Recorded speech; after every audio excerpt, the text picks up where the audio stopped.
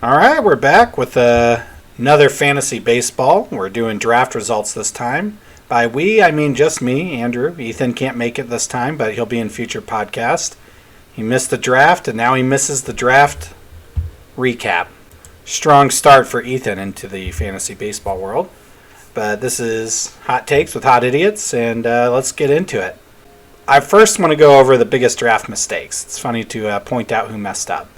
And since Ethan's not here, I'll start with him. Number one, Ethan drafts in the first round, second overall, Tatis. And Chris Sale is his starting pitcher. Now, this would be the worst thing that happened in the draft, probably the biggest mistake, but he was an auto draft, so I don't know how much you can hold that against him. He definitely could have gone in and starred Vlad or skipped over Tatis. I don't know why Yahoo still had him as the second overall when it's already confirmed he's not going to be playing for at least 3 months. So I don't know. It's kind of weird for me they don't lower the ADP faster for some of these players. The next one, which is probably the biggest mistake of the draft, which I've been nonstop complaining about, I drafted Robbie Ray, but then later on after the draft, looked like Vince drafted Robbie Ray. And did it give me the next best guy or just, I don't know, any player in the fifth round? No. It gave me some nobody who has 0 points projected, some starting pitcher over 2,000 ranked. Ridiculous. So I completely throw my fifth round draft pick in the garbage. That has to be the biggest mistake of the draft. I still dominate in stats for pitching, but it would have been an even bigger domination for me with Robbie Ray or the next best available, Max Fried, who I could have taken. Very big draft mistake for me. Aaron has Wheeler and Flaherty. I don't think Flaherty plays this year. We'll find out. I'm not a doctor, but Flaherty's already banged up. Wheeler's already banged up. They're both old. All the news for Flaherty is looking really bad. Again, I feel like he should have definitely been way lower in the ADP. It's weird that Flaherty was still as high as he was, considering he's injured and is most likely not even going to be playing this year. We'll see how spring training goes, but yeah, it's not looking good for Flaherty already. But what do I know? I'm new to baseball. Maybe it all works out. Aaron looks like a genius, and he got great value on Wheeler and Flaherty. Nick drafts a bunch of pitchers and is still bad at all the pitching categories. This one's just weird to me. I don't know how that ended up happening. Maybe he took a bunch late, though, and he's going to end up streaming them, so not a huge mistake. Again, I think number one overall I have to give to myself with Robbie Ray. Last thing before I get into the draft is I have to go over why all the draft grading is BS, so people understand, because I'm going to give some strong takes based off these stats, but you should understand the underlying reason why these are kind of bullshit anyway. First of all, the Yahoo grade is mainly weighted based on ADP. So if you're taking players who fell to you, you're taking players that are a higher ADP than the spot you're drafting at, that's how you get an A+ in almost all of them. So it's not even that you have a good team, it's that you just got good value in the draft. That's the thing they're weighing the most. But this isn't that. What we're doing is we're adding up the categories. But the categories totals are kind of BS. So the first reason why it's kind of BS, teams are not the same types of teams. So like some have 11 pitchers, some have 16 hitters. So for example, Art has 16 hitters and 7 pitchers. Nick has 12 hitters and 11 pitchers. So of course Art's going to have more runs, more home runs, more RBIs, and Nick should have more, wins, saves, ERA, whatever. So you can look good in an area, but you can only start so many players. You can only sub in so many players. If I have 16 hitters, I probably can't rotate them all in each week, so I won't have enough substitution. And if I do, it'll be at the cost of pitching, where I didn't sub anyone, so it's going to be a lot worse. So teams are built different.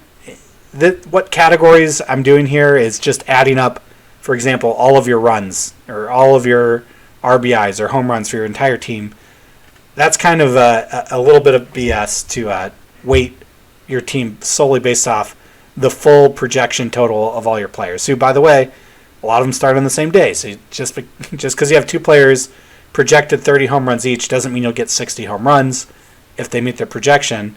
because a lot of days they'll be starting at the same time. You can't start them both, or you didn't start him on the day he got 2 home runs, and then when you did start him, you didn't. So it's a little bit of BS for that, so just be aware of that.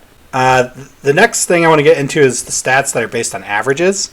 So average batting, ERA, and WHIP. They are so close, and you're looking at the yearly average projection for, let's do WHIP, right? The worst team in our entire league at WHIP is a 1.19, and the best is a 1.05. So that's a 0.14 difference between the worst and best. Our batting average, the difference between the worst and the best is 0.019. So that is that fluctuates so much by the weather, by maybe it's a lefty pitcher that is your batter struggles with, or maybe it's a park that favors home runs or hits. So it's very weak. It's affected a lot, even daily, but definitely weekly. So that I don't think any of those stats, all 3 of them, just because you're on the higher end of WHIP, ERA, and batting average right now, or for the total projection, that can change a lot throughout the week, or the season. So, I don't think it's something you should hang your hat on or completely rely on. With that out of the way, why even crunch the numbers? Why bother to spend 2 or 3 hours today just gathering data? Maybe longer than that. One, I have a problem, but 2, we can get an idea of a team's weakness or strength based on how they stand in these categories. And it's not a for sure thing, but you get an idea. And you can at least see potential projections. You have an idea of like, oh, this guy's really low on saves, or, oh, he does have a lot of hitters. He should be pretty good there.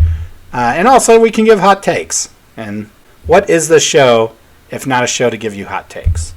So I will go through these teams one by one, and I'm going to go from what I think is worst to what I think is best. And then at the end, I will say what I think the tiers are of teams, and I will also, at the very end, give my projections for the season, which are different than how I have the draft right. Because just because you had a great draft, you might not have a team I think can last long enough to do well, or you might not have a team that, you might not be a manager, we'll get into it. So, okay, team number 10, the worst team. I'm sorry, Nick, but it's Black Sox Innocent, managed by Nick. I think it's the worst team. So, I got to explain some of this stuff. There's a lot of stuff on the board here. So, you see something called a points score. So, what that is, if you look down below at runs, home runs, all 10 categories, he gets a rank based on how he stands up against everyone else. So, for example, on home runs, he is ranked 10th. He's the lowest home runs projection out of all 10 teams, so that's 10 points. So I add up all those numbers from all 10 categories, and you get a point score. You want it to be low. 50 would be 5s across the board, right? So he has a 66. It's tied for worst out of everyone. So that's point score. Now, category score that you see is 3-7. What that is categories that he's gotten a 5 or higher in. Because if I have a 5 in something, if I'm 5 overall, that means I should be better than 5 other teams, so I'm winning, ideally half the time or over half the time. So it's a winning category. He's 3-7. So 3 categories. In this case, it's wins, batting average, and strikeouts are 3 categories that he's ranked higher in. On his projection, he should average 3 wins, 7 losses a week. So I'm sorry that seems like a whole lot, but since it's literally listed for everyone, I thought I'd go through and explain what that is. So point score, you want to be low. Category score, you want the first number to be higher. That out of the way, let's talk about his build. 12 hitters, 11 pitchers. This is the most pitchers on any team. And you might not realize that looking at the pitching stats, because he has strikeouts and he has wins, 4th overall.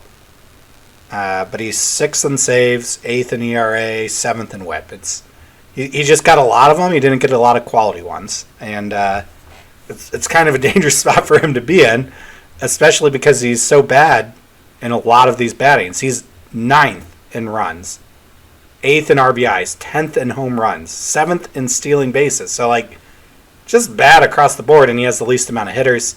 So it's not like he can just try to make smart substitutions throughout the week to make up for it. His batting's abysmal, and his pitching's not that great. So I'm sorry to say, Nick, but that's why I have you at 10th place here for the draft. I think it's the weakest team moving forward. So enough beating up on Nick. Let's go to the 9th overall team. And that would be Ethan's 4Bs, managed by Ethan, of course. I feel bad because this is an auto draft team, and taking Tatis, the 2nd overall pick, I mean, he basically isn't picking again until the 3rd round. It's at the very end of the 2nd. It really hurts his team. It's crazy how big of a difference that one pick can make on his overall rankings. But his point score is a 66, same as Nick before him, although he has a little more hope, I think, in some of these categories, and he has a path to continue to get wins, even though he's also a 3-7 category. Eventually, Tatis is going to come back, and even if Sale starts out hurt as pitcher, Sale's eventually going to come back, so he might have a second year push where his team can get really hot and start winning a lot of games. And I think he has 3 amazing first basemen. I don't know how much is too much, but Freeman and Olsen might be the 2 best first basemen in the league. I think they're both top 10 hitters in MLB. And Luke Voigt's not bad either. So I think he can definitely be filling Freddie Freeman and Matt Olson into his first base and utility spots and playing Voigt as well. And I think he has those guys just as such quality hitters that, I think on a weekly basis he can win these categories that he's ranked pretty low in, but he's 5 in average. He has enough guys for stolen bases. The runs, home runs, RBI, 6, 7, 7, that's not good, but he's not impossibly far behind. And like I said, he has quality starters, so on a week-to-week basis, I think he can compete. And again, Tatis comes back eventually. Who knows? This team's not great, but it has more hope than I see more hope for this team than I do for Nick's, which is why it's rated higher, even though they have the exact same point score, exact same category score. His team build is 13 hitters, 10 pitchers, so much more balanced. And by much more, I mean 1 extra hitter. So quality hitters, though, something to build off of. He can always drop pitchers if he needs to and adjust more into a hitting style if that's what it desires. Although, even with 10 pitchers, I will say he's number 1 in strikeouts. He's projected to get more strikeouts than anyone. And although he's dead last in ERA and WHIP, we kind of went over at the very beginning of this, that doesn't really matter all that much because the difference is very dependent on where you're pitching that week, who you're pitching against, what park, what's the weather. So he tanked his ERA by taking a bunch late, and by he I mean the auto draft. But he can get those quality starts to win ERA, to do better in WHIP, and it doesn't take much. So I don't think it's as doom and gloom as the previous team, which is why it's ranked a little higher. Now, slightly better, moving up to a point score of 64, we have Scott at 8th place. His category score is still only 3 and 7, but not as bad. He has some higher ratings. Number 1 in WHIP, number 2 in ERA. He's number 1 in averages, but then he just completely tanks at almost every other category. So it's kind of a scary lineup. I mean, I really like the Harper-Trout combo, Pete Alonso and Goldschmidt. I know I just went over how Ethan has 2 of the top 10 hitters. I think Scott is honestly sitting on 4. So he's sitting on 4 top 10 hitters, top 10 batters on his team. And I know it's terrible when you look at these categories, but I think they're quality players he can build around. He can start streaming. He can find the right people. This team's not terrible. I wouldn't even be mad if I had to take over Scott's team, which is rated much lower than mine, but I think he has enough quality pieces there to build around. I like Shane McClanahan as a possible sleeper. I think he'll do better than projected. I think Scott, with his 13 hitters, 10 pitchers, can improve over the course of the season. Number 7, we go into Pete Rose is Innocent, Aaron, team 7. Point score of 64, same as Scott, but Aaron is actually winning more categories. He's 4 and 6, so we see him starting to move up here. I kind of already talked about it in the big draft mistakes. Wheeler makes me nervous, and I'm absolutely terrified of Jack Flaherty. I wouldn't even draft him. But then when I start looking through Aaron's teams, I like Montas, I like Webb, I like Snell. I think Aaron does have the makings of a really good pitching staff. CJ Cron, great value at first base. So, he has pieces. I don't hate it all. I really don't like Wheeler and Flaherty, so that's going to definitely make me rate his team lower in comparison. I think it could hold him back, but, fantasy baseball is more about the management, and, he's got a pretty good team. He's number one in wins, so he's got a lot of pitchers on winning teams. I think that is ballooned by Jack Flaherty's projections right now, though. He's second in strikeouts. ERA and WHIP are bad, 9 and 8, but I want to keep beating that dead horse on the averages. And then for pitching, runs 8, home runs 9, RBI 10. Pretty abysmal on hitting. I love CJ Cron, but he's not going to carry the entire hitting core, so I think he's going to have to make some adjustments there, or maybe just lean into stolen bases more, where he's 5th at, and he's 3rd in averages. So go for high average stolen base. He can make adjustments. It's not a terrible team. As is, though, if he was stuck with just these players, I would rank it 7th overall. Going into Team 6, Pete Rose Arbiter, run by Chris, a.k.a. Gabe. And here's where you start to see a big jump in the point score. Everyone's been 64 and above, and then we jump all the way to 55 point score. In categories, he's 4 and 6. And those 4 are all. Well, no, he does have relief pitchers, so he's 5th overall in batting, or in saves. But runs, number 1. Home runs, number 2. RBI, number 2. Stolen bases, he's not great. He's 8th, and averages, he's 7th. So I will take a moment to talk about stolen bases a little bit because he's rated 8th, which sounds terrible. But Chris, he has 98. He almost hits what I consider to be the goal of stolen bases is to get around 100 for the season projection.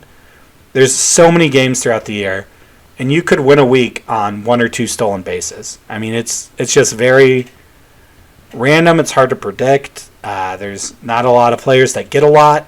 Even though he's 8th here, because of the randomness of stolen bases, I think that's a category that Chris could end up winning half the time, even with only the 98 projection. Just for how it all plays out, and how many stolen bases there are. Let me jump ahead here and take a look. He's 98 stolen bases. That puts him in 8th. But 3rd place is only at 123. It's not that many more. There's 2 teams, Thomas and I, 143, 145, way ahead of everyone else. But then it drops off quickly. 4th place is 108. So being 8th overall with 98 steals, he didn't punt the category. I think it's actually better than it looks. So for what his team is, I think his team's an amazing team at batting, and he could win all 5 categories any week for any team. And, I guess with those relief pitchers, try to get enough saves to just win one category there, and all of a sudden he goes from 4-6 to 6-4. So I do like Chris's team. Great batting team. The question for him will be, can he manage his way through pitching? You know what I mean? Like, he needs to find ways to get quality starts from pitchers and, target based on his matchup each week what categories he needs to go for in pitching just to win 1 or 2, because he's going to win most of them in hitting. His build is 15 hitters, 8 pitchers, so very heavy on the hitters. But yeah, no, good team. It's going to be a fun team, I think, for him to watch, since number 2 in home runs, number 1 in runs. He's going to want to watch all of those batters. All right, next is team number 5, Thomas's Rad team, managed by Thomas, of course. Not too far ahead on the point score. He's at 53, but you see a huge jump from the categories. Chris was 4-6. Thomas is sitting at 6-4, and this is a very well-balanced team. Let me just read the 10 categories going across. 4, 5, 5, 2, 8, 3, 7, 4, 6, 9. So his worst category is WHIP. Again, kind of a joke. Like, you can find ways based on matchups to win at WHIP if you're paying attention. My only question on Thomas, who has 14 hitters, 9 pitchers, Will he be able to manage this team? Thomas is an auto drafter, and he's the kind of person that will just click at the beginning of the week, set my lineup. So I don't know how active he'll be with like really deep diving into some of the research for the matchups for the week and finding the right guys. Overall, I like his team, though. I don't love anything outside of Trey Turner about his team, but I like his team. I like the starting pitchers, but no backups really that I like. But yeah, it's hard for any team to look bad when you have Trey Turner. Hopefully, Trey Turner lives up to his ADP, the number 1 overall pick. But yeah, Thomas, and him being the number 5 team is perfect. It's just a solid. It's just an okay team across the board, and I feel like his point score and category score kind of reflect that. So 3 points lower on the point score at 50, we have Vince. Team number 4, the Great Hambinos, run by Vince. Point score of 50. So yeah, Chris, Thomas, and Vince all very close within 5 points here. Vince has the 6-4 in the category score, which is why I put them both ahead of Chris, although we'll get to my projections later or predictions for the year on the final standings. But yeah, I like Vince's draft. I feel like he sniped some of my picks. He got Burns. I normally take Burns. However, Cole dropped to me somehow, the number 1 rated pitcher. I had to take him. And then obviously Robbie Ray he got, who I'm a big fan of.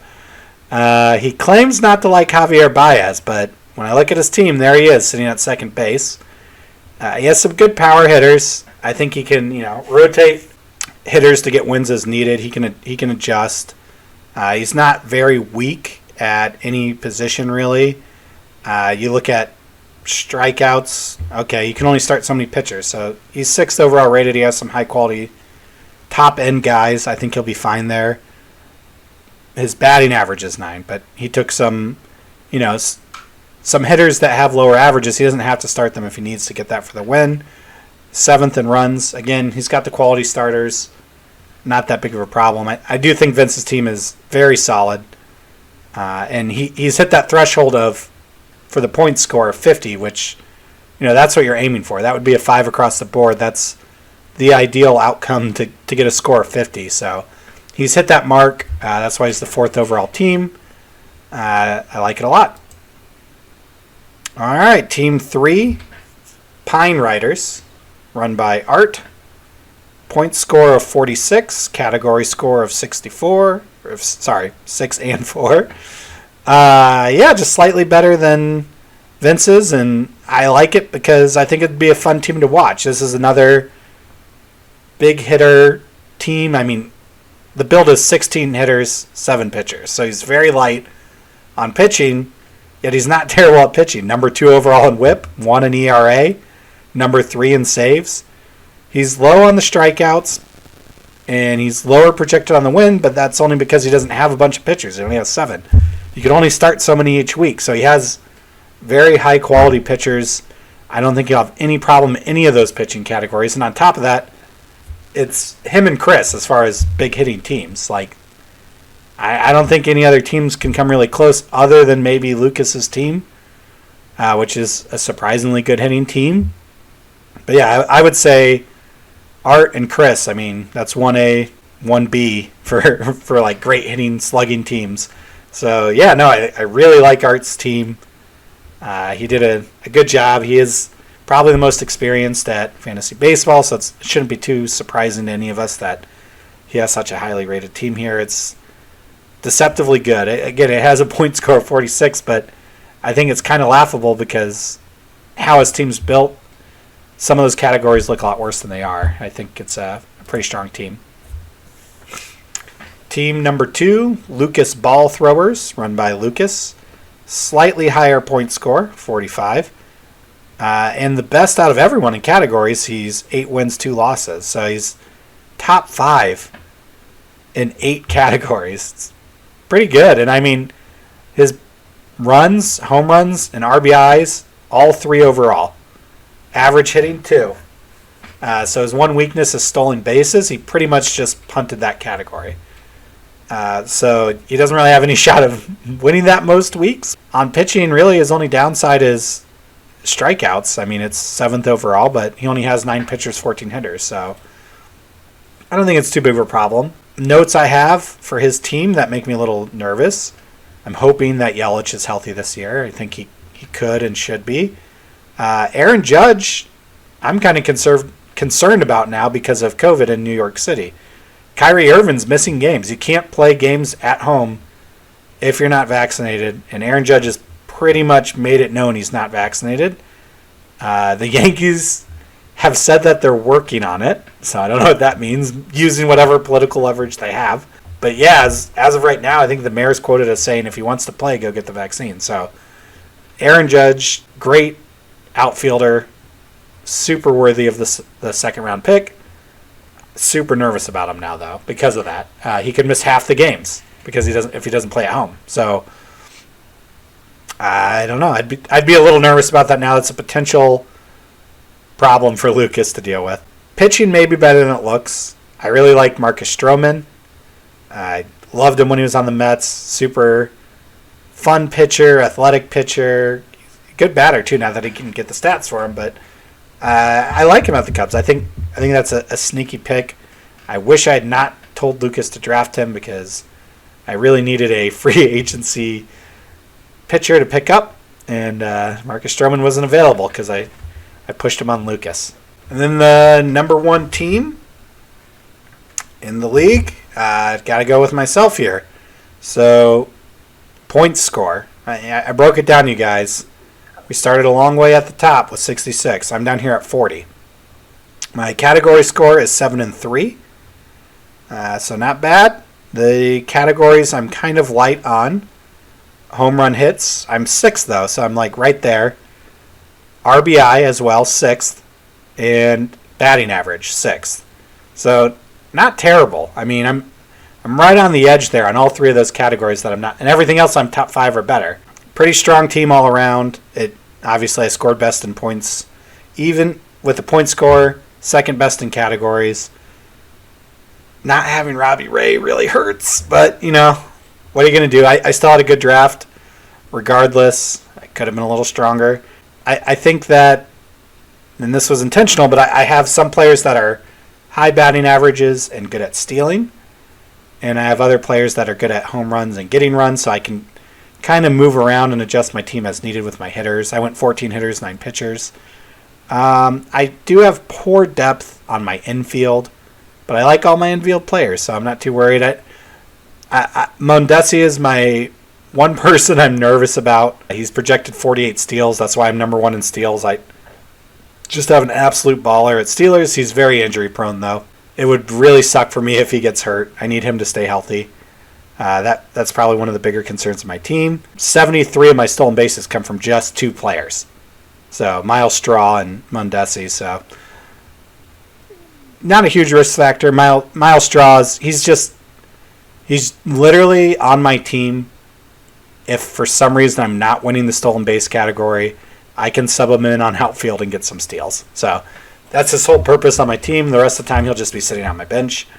But yeah, no, I like my team despite the big oopsie. It's still projecting very well. So I put the teams into tiers. I have Nick just at the bottom as an F for reasons I've stated. And again, this is just how he did in the draft. He could still win first place in this league just through management. And that's the beauty of fantasy baseball. He can just play the game and outmanage and work his way up. This is just reflecting how I feel about the drafts and the players currently on your roster. D tier is Ethan.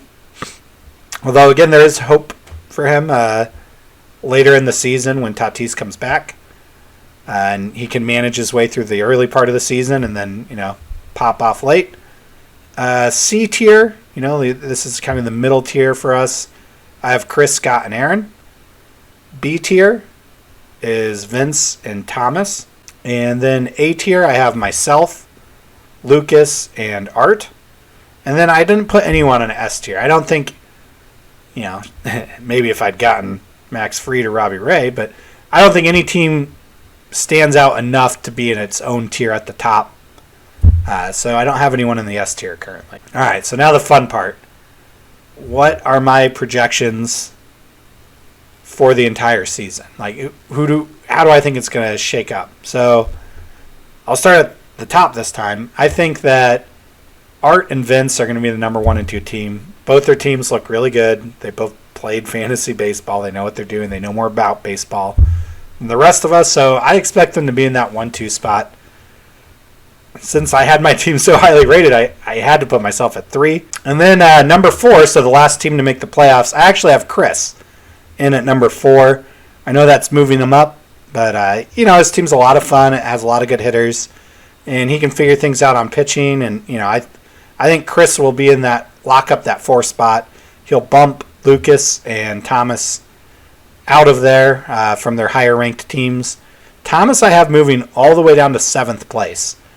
And that's, again, I kind of talked about it. I don't expect, I'd be surprised to see him managing his team a lot, like more than the bare minimum. So even Thomas is kind of a middle of the road team that you could build a lot on, or you could just sit back and let it fall to mediocrity. So I expect him to drop down to 7.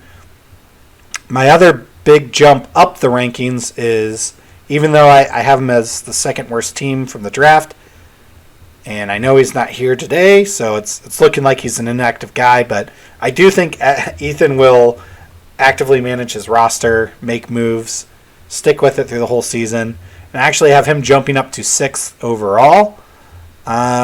Teams I disrespected, I mean, I think Nick sounds like a good dude. I've never met him. I hate to shit on him so much, but I do have Nick dead last. I have Scott at 8th, even though I did kind of like his team. And I have Aaron at 9th, which is probably the most disrespectful ranking I have on here. Again, I'm worried about his 2 starting pitchers. I'm especially worried about Flaherty. So yeah, I have him at 9, but what the hell do I know? I had to put someone towards the bottom. I like, I would be fine team swapping with most of the teams on this list, minus Nick's. I hate his team, but outside of that, everyone's got a shot. Even Nick has a shot at winning it all. This is just me making my bold predictions now. I will say there wasn't a lot of huge outliers in any of the categories, except for when you had certain teams that have a lot of hitters. They might have an abnormally high runs, home runs, whatever. The 2 categories that I think are very hard to overcome, and this might be me speaking from a unexperienced place, and maybe they are easy to overcome, but stolen bases seem really hard and really random. So like Lucas, who's at 61 stolen bases, I think he's just kind of screwed there. He might end up winning that some weeks just off dumb luck, but overall, that's going to be hard to become a consistent category for him. And then saves are very hard to come by in pitching because it's really just some relief pitchers get you saves, and the ones that get you 20 or more saves are already gone. They're on the teams that decided to go that route. So, for example, I took 3 players that can get me saves, 88 overall. That doesn't sound like I'm that great at saves, right? I'm number 2 overall, and Vince is number 1 at 91. So, I mean, it falls off a cliff. I think it seems hard to make up. I've heard that relief pitchers will just emerge throughout the year. And again, that's something you just have to watch like a hawk and start streaming them. So maybe that one's a little more easy to overcome. But yeah, outside of stolen bases, I think you can really fix any category just through management, which, should be the fun of this. But anyway, I hope you guys liked my breakdown. I hope this didn't go too long. I think I kept it pretty reasonable. Without Ethan here, we're not going to banter too much, so it goes a lot faster. I'll post some screenshots of these lists I put together if you guys are interested in diving into the data. But yeah, hope you liked it. Hope I didn't offend anyone too much by my ranking of them. I'll see you guys next time.